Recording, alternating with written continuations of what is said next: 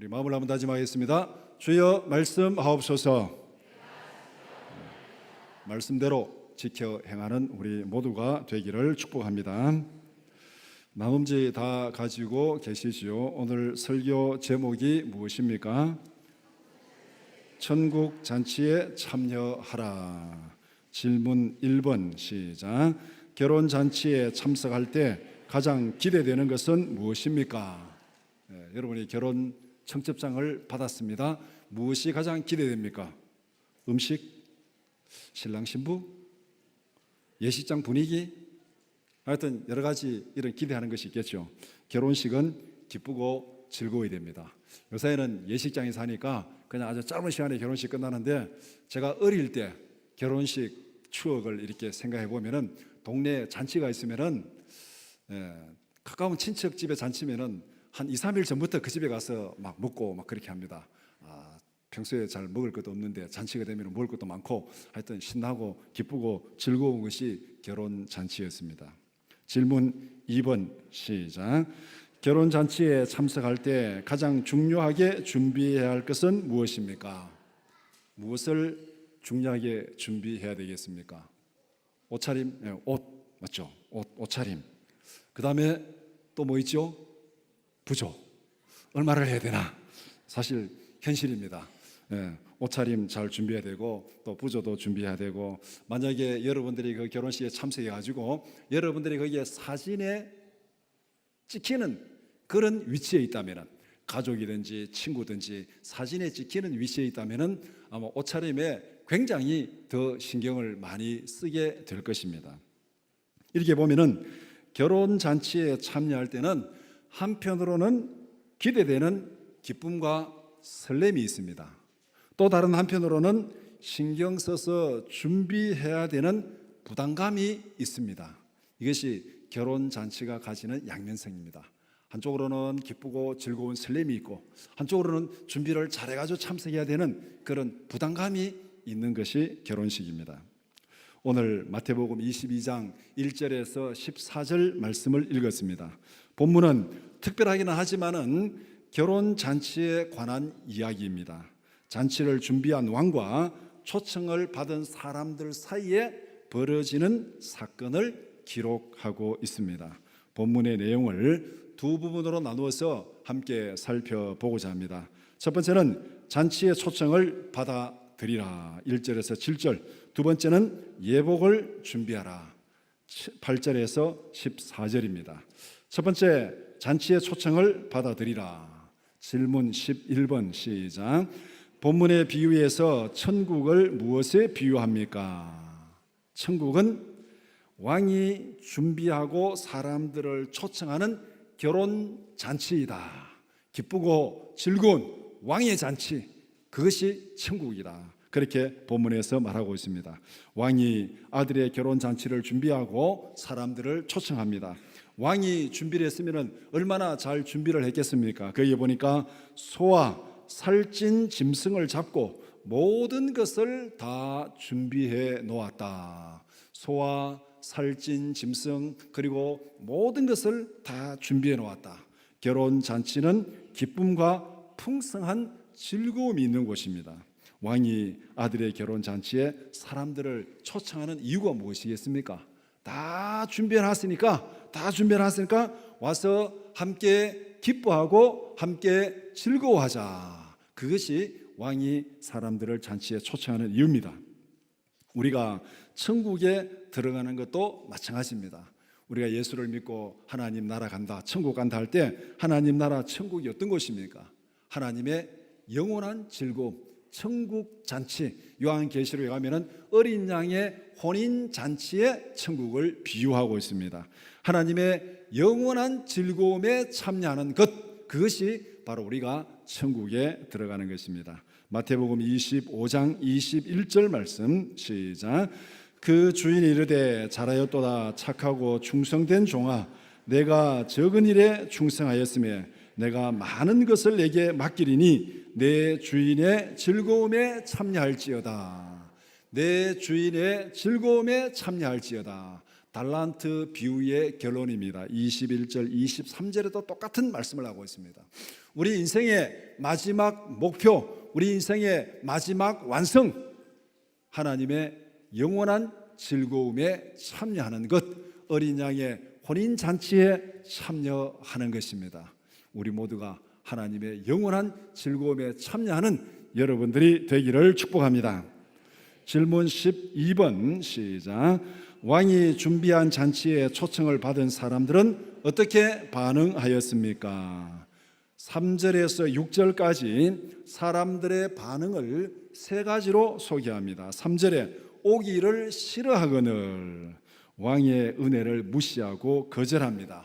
이런 행동은 왕의 형벌을 자초하는 거죠. 오기를 싫어하거늘, 좀 가기 싫은데 뭐 바쁜데 뭐 이렇게 바쁜데 피곤한데 뭐 이렇게 하여튼 가기를 싫은데 이렇게 얘기하고 있습니다. 그 다음에 5절에 그들이 돌아보지도 않고 자기 밭으로 자기 사업하러 갔다, 그렇게 말하고 있습니다. 왕의 권위를 공개적으로 무시하고 모독하는 행동입니다. 이 왕정국가에서 도저히 있을 수 없는 일입니다. 왕이 다스리는 왕정국가에서 왕이 아들의 잔치를 준비하고 거기에 지방의 영주들을, 지방의 관리들을 초청했을 때 거기에 나 안 갑니다, 나는 내 사업이 바쁩니다 하고 그것을 거절하고 갈 사람이 있습니까? 죽기로 작정하지 않고서는 그런 일을 할 수가 없습니다. 그런데 예수님께서 이 비유를 들어서 이렇게 말도 안 되는, 상식적으로 있을 수 없는 이 일을 얘기하는 의도가 있습니다. 하나님과 우리와의 관계에서, 하나님과 인간과의 관계에서 도저히 있을 수 없는 그 일들이 오늘 우리 세상에서 타락한 인간들 가운데, 범죄한 인간들 가운데 벌어지고 있다는 것을 말하고 있습니다. 왕이 이렇게 은혜를 베풀고 또 왕의 권위로 또 좋은 잔치에 참여하라고 부르는데 이것을 공개적으로 무시하고 나는 내 할 일 하러 간다, 이렇게 말하는 것은, 이것은 왕에게 정면으로 도전하는 것이고 왕에게 벌을 자초하고 죽음을 자초하는 그런 행동입니다. 왕국에 속한 모든 소유는 궁극적으로 왕에게 속한 것입니다. 사람들이 나는 내 밭으로 간다, 나는 내 사업하러 간다, 그러니까 왕의 초청을 거절하고 하는데, 왕정사회에서 그 나라에 속한 모든 것은 왕에 속한 것입니다. 왕이 소유권을 줄 수도 있고 소유권을 빼앗을 수도 있습니다. 그 왕국에 속한 어느 지역의 영주라 가정합시다. 지역의 영주가 내 소유가 많으니까 나는 이것을 관리하기 위해서 왕의 초청에 갈 수 없습니다, 그렇게 말하면 왕이 화가 나가지고 그 영주를 그냥 제거할 수도 있고 그 모든 땅을 빼앗을 수도 있고, 그것은 다 왕의 손에 달려있는 것입니다. 왕이 소유권을 줄 수도 있고 빼앗을 수도 있다는 이 왕정국가에서 왕의 초청을 거역하는 것, 있을 수 없는 정말 어리석은 행동입니다. 오늘 우리에게는 이런 어리석은 행동이 없습니까? 우리는 이런 어리석음에서 자유로울 수 있습니까? 우리가 이런저런 일들로 인해서 하나님의 초청을 받습니다. 예배로, 기도로, 순종하는 삶으로 여러 가지 면에서 하나님의 초청을 받는데 우리가 그 초청을 거절하는 이유가 무엇입니까? 거기에 순종하고 따라가면 모두 문제가 없습니다. 그런데 그 초청을 거절할 때 우리에게 나오는 이유, 크게 두 가지. 바빠서, 피곤해서. 우리에게 바빠서, 피곤해서 이 두 가지만 빼버리면은 예배에, 기도에, 말씀의 순종에 거절할 이유가 99%는 없어집니다. 99%는 없어져요. 바쁘게 살아가는 거 잘못된 거 아닙니다. 열심히 일해가지고 피곤한 거 잘못된 건 아닙니다. 우리가 하루 열심히 살고 저녁에 잠자리 들 때는 피곤해야 돼요. 하루 열심히 살아와서 피곤해야 잠을 잘 잘 수 있습니다. 잠자리에 들어야 되는데 하루 종일 놀고 자다가 그 다음에 그때 막 맹탕맹탕해가지고 잠도 안 자고 그것도 안 되잖아요. 우리는 바쁘게 살아야 되고 정말 열심히 일해서 하루 끝날 때는 몸이 피곤한 게 지극히 정상입니다. 그런데 문제는 무엇 때문에 바쁜지, 무엇 때문에 피곤한지 그 이유를 분명히 점검해 봐야 됩니다. 무엇에 바쁩니까? 무엇에 우리의 마음이 뺏기고 있습니까? 무엇에 우리 마음이 거기에 탁 달려가고 있습니까? 뭐 때문에 지금 피곤합니까? 하루 종일 게임한다고 피곤하다면 이거는 문제가 심각한 거잖아요. 우리가 하나님 앞에서 바쁜 것도 좋은 것이고 하나님 앞에서 열심히 활동해서 피곤한 것도 좋은 것인데 무엇 때문에 바쁘고 무엇 때문에 피곤한지 그 내용을 우리가 하나님 앞에서 분명히 점검해야 됩니다. 하나님께서 기뻐하는 일로 내가 바쁜지, 하나님께서 기뻐하는 일로 내가 피곤한지, 아니면 하나님의 뜻에 불순종하고 거역하고 내가 하고 싶은 일, 내 마음대로 살아가는 그 일 때문에 바쁘고 피곤한지 이것을 분명히 점검해야 됩니다. 이 비유에서 왕의 초청을 받은 사람이 왕의 그 초청을 거절하고 나는 내 밭으로 간다, 나는 내 사업하러 간다, 있을 수 없는 이 일을 지금 비유에서 말씀하고 있는 것은 하나님 앞에서 오늘 많은 사람들이 도저히 할 수 없는, 있을 수 없는 그런 행동을 하고 있다는 것입니다. 세 번째는 6절에 종들을 잡아 모욕하고 죽입니다. 왕에 대한 공개적이고 적극적인 반역입니다. 이것은 선지자들을 죽이고 예수님을 배척하는 사람들의 악행을 비유한 것입니다. 왕의 초청에 오기를 싫어하고 돌아보지 않고 자기 사업하러 가고 또 종들을 죽이고 이렇게 하는 사람들, 이것은 본문에 뒤에 나오지만은 왕과 정면으로 부닥치는 사람들입니다. 부닥치는 사람들. 우리가 살아가는 삶에 있어서 하나님과 부닥치는 일이 없기를 축복합니다. 질문 13번 시작. 잔치를 준비한 왕은 초청을 거절한 사람들에게 어떤 벌을 내렸습니까? 왕의 은혜와 권위를 무시하고 반역하는 자들에게 진노합니다. 군대를 보내어서 살인한 자들을 잡아서 처형합니다. 그 동네를 불살라버립니다. 왕에게 공개적으로 반역한 사람들에게 형벌을 내렸습니다. 이것은 심판의 날에 있을 왕의 진노를 표현한 것입니다. 도저히 있을 수 없는 그런 거역, 반역, 불순종을 했습니다. 하나님 앞에서 도저히 있을 수 없는 그런 불순종하고 거역하는 사람들에게 하나님께서 장차 내릴 심판을 예고하는 말씀입니다. 마태복음 24장 2절 말씀 시작. 대답하여 이르시되 너희가 이 모든 것을 보지 못하느냐? 내가 진실로 너희에게 이르노니 돌 하나도 돌 위에 남지 않고 다 무너뜨려지리라. 오늘 이 본문의 문맥을 보면은 예수님에 대해서 지금 계속 거역하고 반역하는 바리새인들과 서기관들을 향한 예수님의 경고의 말씀이 오늘 이 본문의 비유의 말씀입니다. 그리고 제자들이 예루살렘의 성전을 보면서 이 성전이 얼마나 화려합니까? 얼마나 웅장합니까? 대단합니다. 이렇게 자랑하니까 예수님께서 하신 말씀이 바로 그거예요. 너희가 이 모든 것을 보느냐? 내가 진실로 진실로 말하노니 돌 하나도 돌 위에 놓이지 않고 다 무너지리라. 그렇게 선포합니다. 메시아를 배척하고 죽인 예루살렘의 멸망을 예고하는 말씀입니다. 오늘 이 말씀에서 왕의 초청을 거역하고 배척하고 종들을 죽이고 그렇게 하는 사람들에게 왕이 진노해서 군대를 보내가지고 그 사람들을 죽이고 그 성을 다 불태워버렸다. 이 말씀은 예수님의 예고대로 그대로 이루어졌습니다. 예루살렘은 선지자들을 죽인 도시입니다. 예루살렘은 메시아로 오신 하나님의 아들을 배척하고 예수님을 죽인 그 도시입니다. 이 말씀대로 하나님의 초청을 거역하고 죽이고 그렇게 고난을 주었습니다. 예수님의 말씀대로 이 예루살렘은 멸망당하고 성은 무너지고 불타고 다 멸망당했습니다. 이것은 장차 예수님이 재림할 때 이 땅에 임할 하나님의 심판을 예고하는 말씀입니다.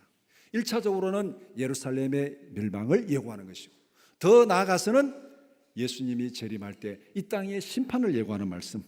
하나님의 초청을 거절한 사람들은 영원한 심판을 받을 수밖에 없다. 이것은 성경이 선포한 변치 않는 원칙입니다. 구약이나 신약이나 지금이나 장차 예수님이 오실 때까지 변하지 않는 원칙. 하나님 앞에 거역하고 불순종하고 은혜를 거절한 그 사람들에게는 영원한 심판이 있다. 질문 14번 말씀 시작. 이 비유에 등장하는 사람들과 사건들은 무엇을 상징합니까?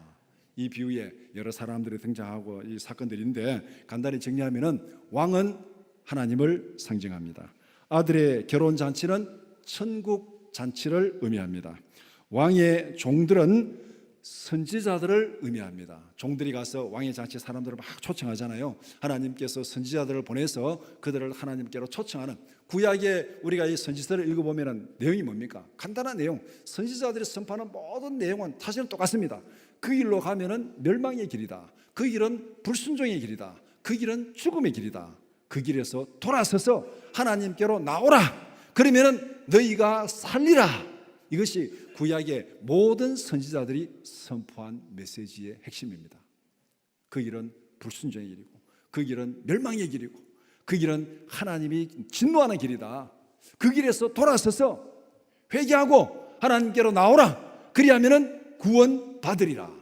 이것이 오늘 본문에 나타난 종들입니다.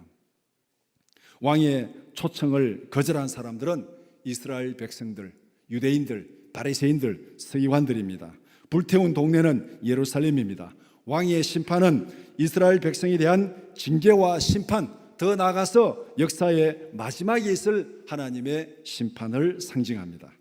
이렇게 보면은 비유의 전체 흐름은 하나님의 구원 역사를 설명하는 말씀입니다.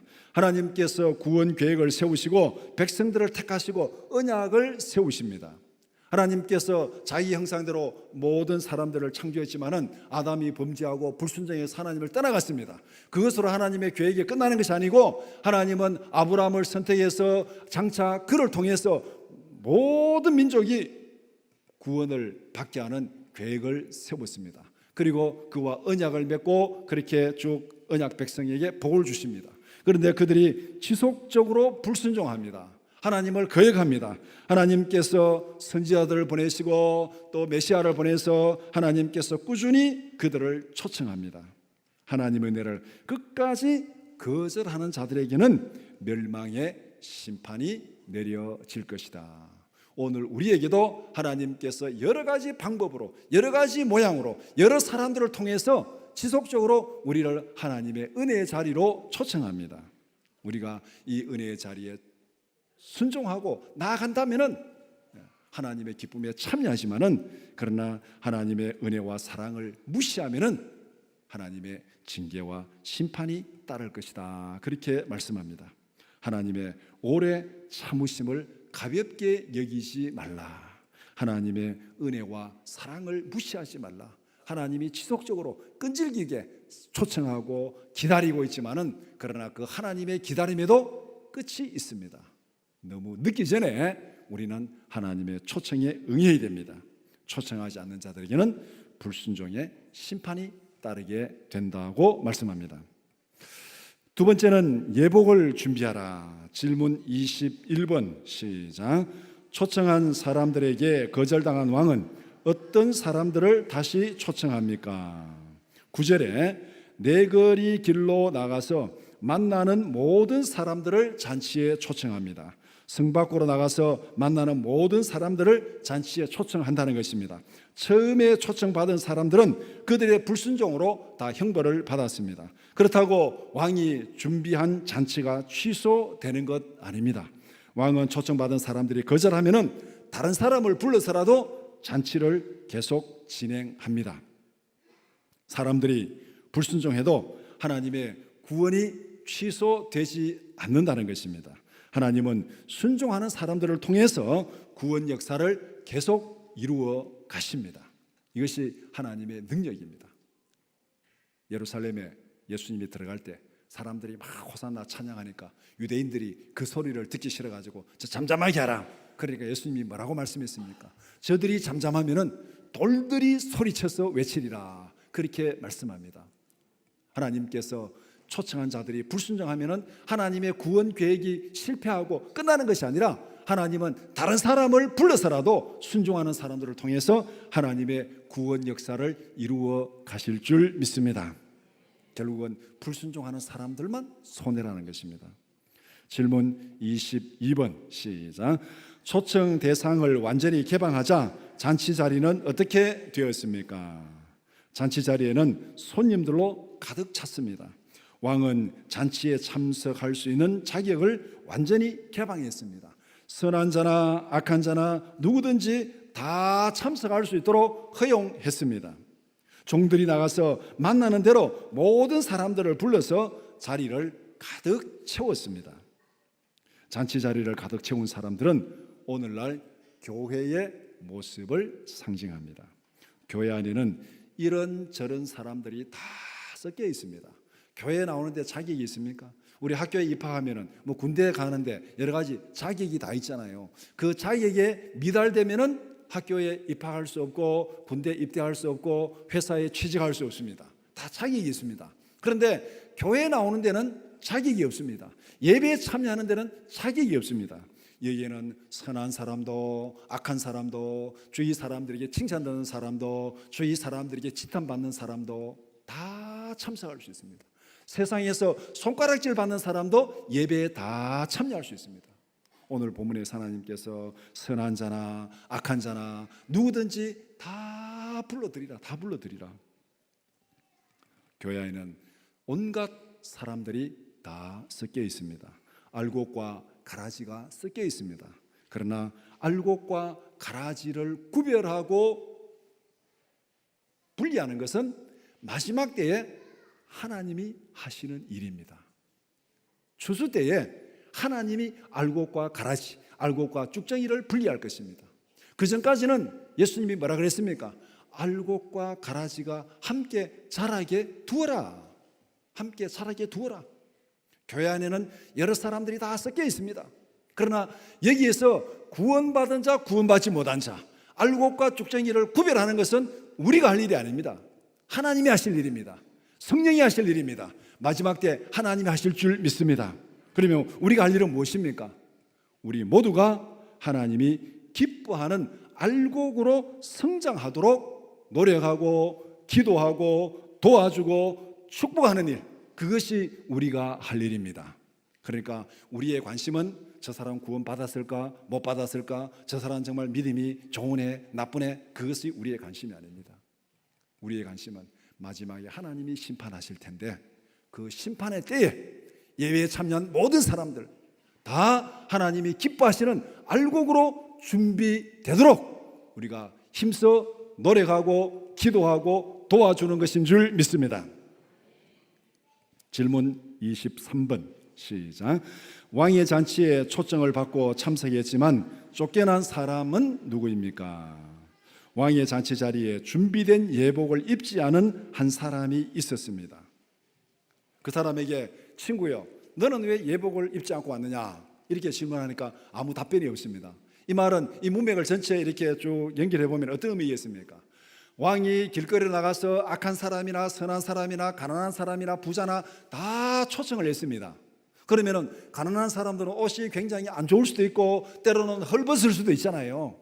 그런데 그 사람들 보고 너 왜 옷이 그 모양이냐 이렇게 탓하면은 결국은 왕이 잔치 자리에 사람을 불러놓고 벌 주기 위한 것밖에 더 되겠습니까?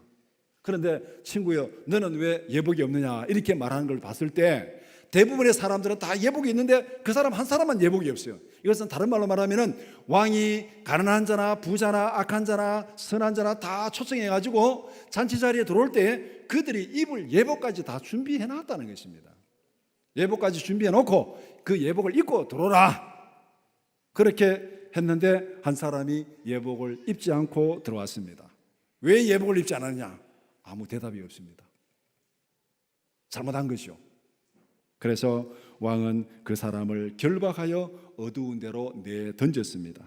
거기에서 슬피 울며 이를 갈게 되리라 말씀하고 있습니다. 이 예복은 천국 백성이 가져야 할 회개에 합당한 열매입니다.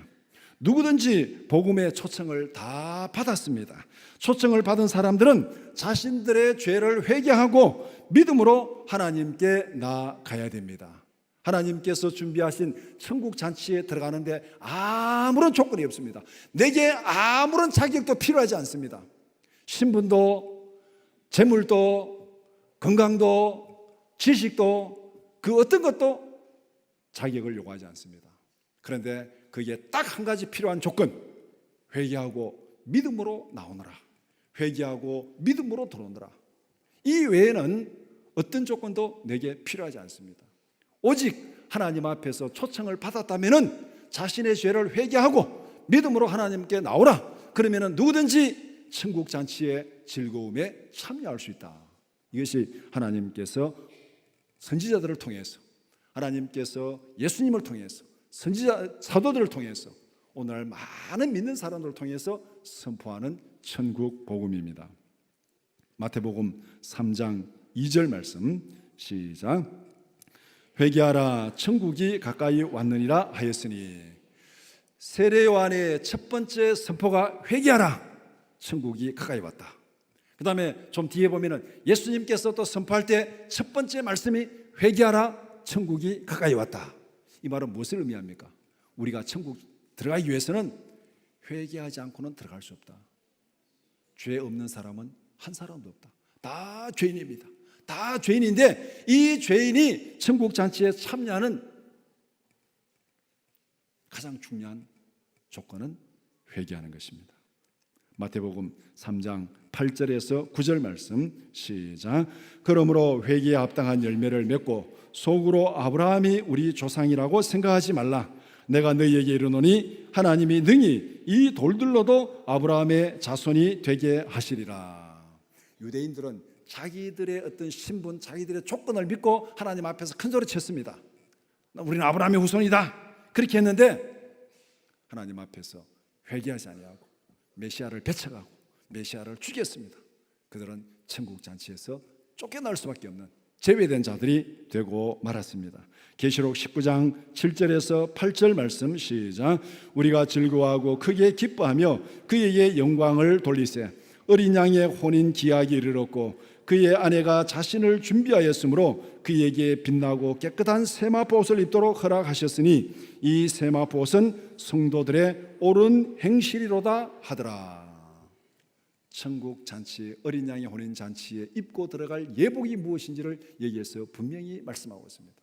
하나님께서 준비하신 깨끗한 세마포 옷, 그것은 성도들의 옳은 행실이다. 우리가 예수 그리스도의 십자가의 보혈로 정결케 되고 회개하고 죄사함 받을 때 우리는 하나님 앞에서 깨끗한 예복이 준비될 줄 믿습니다. 질문 24번 시작. 왕의 잔치에 새롭게 초청을 받고 참석한 사람들은 누구를 상징합니까? 네거리 길에서 만나는 모든 사람들, 간단히 얘기하면 이방인들입니다. 누구든지 천국 잔치에 참여하려면 예복이 필요합니다. 천국에 들어가는데 필요한 예복은 하나님의 아들 예수 그리스도를 믿는 믿음입니다. 예수 그리스도를 구주로 믿는 믿음이 없으면 결단코 천국에 들어갈 수 없습니다.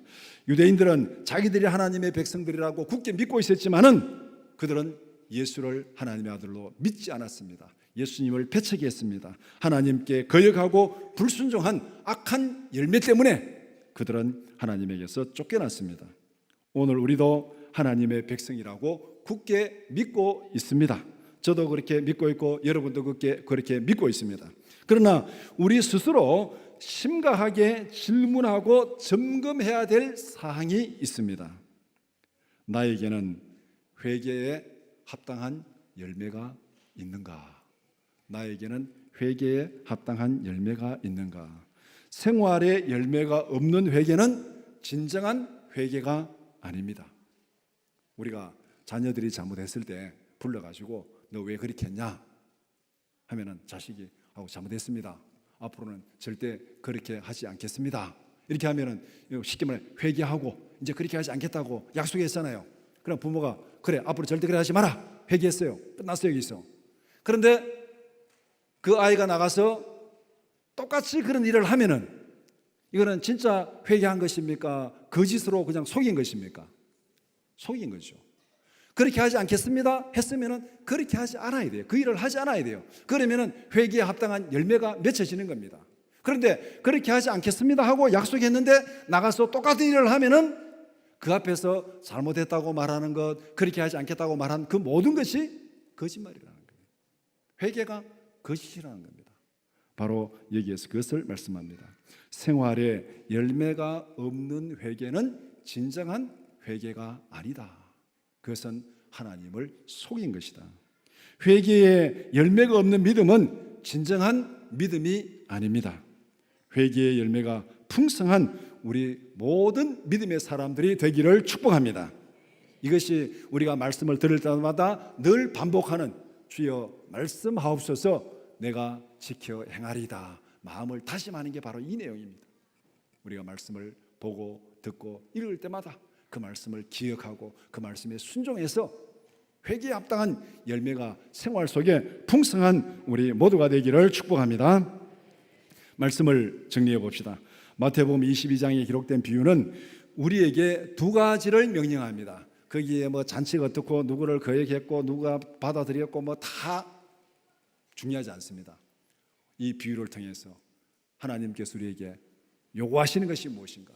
두 가지 명령으로 정리할 수 있습니다. 첫 번째는 하나님이 준비하신 천국 잔치에 사람들을 초청해서 자리를 채우라. 때를 얻든지 못 얻든지 예수 그리스도의 복음을 전하라는 전도의 명령입니다. 사람들을 천국 잔치에 초청하는 구체적인 방법은 구원의 복음을 들려주는 것입니다. 믿음이 없으면 천국 잔치에 들어갈 수 없다고 그랬습니다. 믿음이 있어야 들어갑니다. 믿음이 있어야. 믿음이 이게 예복이에요. 그러면 어떻게 그 믿음을 준비하는가? 로마서 10장 17절 말씀 시작. 그러므로 믿음은 들음에서 나며 들음은 그리스도의 말씀으로 말미암느니라. 믿음은 들음에서 난다. 무엇을 들어야 되겠습니까? 그리스도의 말씀을 들어야 된다. 우리는 나가서 이 말씀을 들려주는 것, 이것이 사람들을 천국 잔치에 초대하는 것이고 천국 잔치에 참여시키는 것. 오늘 본문에서는 이것을 우리에게 명령하고 있습니다. 내 거리 길거리로 나가서 모든 사람들을 천국 잔치로 초청하라, 전도하라는 명령입니다. 두 번째는 초청한 사람들에게 천국에 합당한 예복을 준비시켜라. 이것은 말씀과 기도를 통한 교육과 훈련을 의미합니다. 회개에 합당한 열매를 맺게 하는 것입니다.